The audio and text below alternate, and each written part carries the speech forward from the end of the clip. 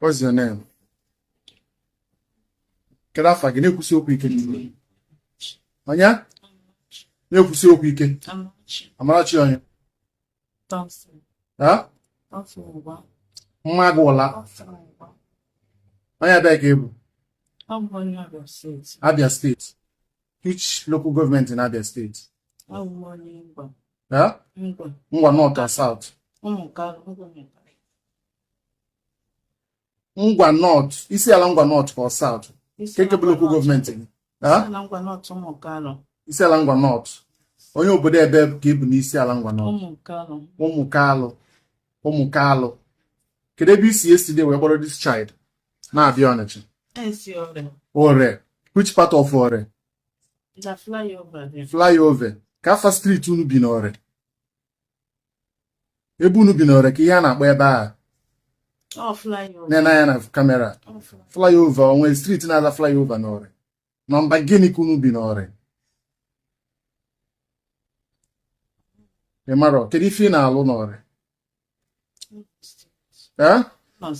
Ino street, ka imi ni ba Ino street? Na-ekwusi okwu ike. Ị na-agba ashawo. Okay. Kedu onye kpọnyere gị this boy? Daddy ya. Onye bụ daddy ya to you? Enyi gị nwoke. What about the mother? Ya na nna ya nọrọ. So kebe ịkpọ this child aga yesterday?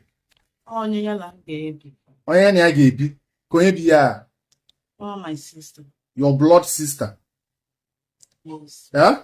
Can I find that your blood sister? Ada. Here na this boy ga-eji biri for. When this boy ga-eme ọ ga-asa nwuri efere.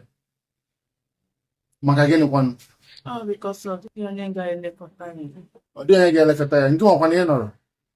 Ana m enwe chance based on business man want. The father kwanụ? The father. Yeah? The father. Onye na-arụ ọrụ ihe a.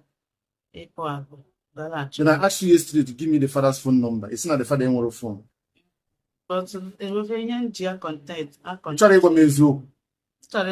Kedu ebe isi kpọta nwa?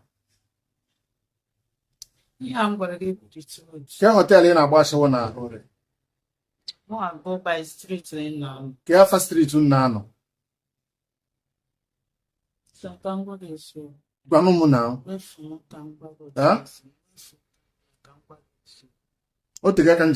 Since yesterday, reporting from the Anambra State Special Anti-Tartan Squad. This child was found yesterday with this woman at OP worker on a chat. The little boy appeared weak and was crying. He was reluctant to follow this woman.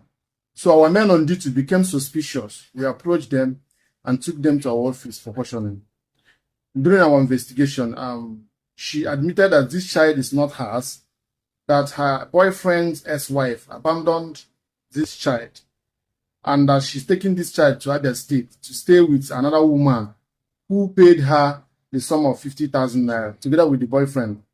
When I requested for the boyfriend's phone number, she claimed he doesn't have a phone.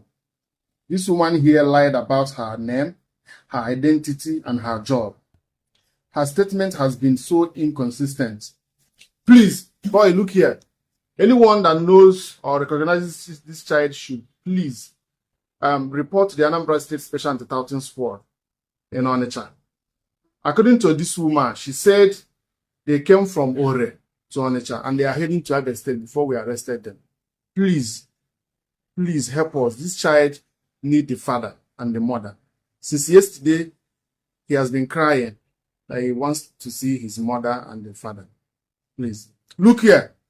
This is a clear picture of the one. Look at this camera.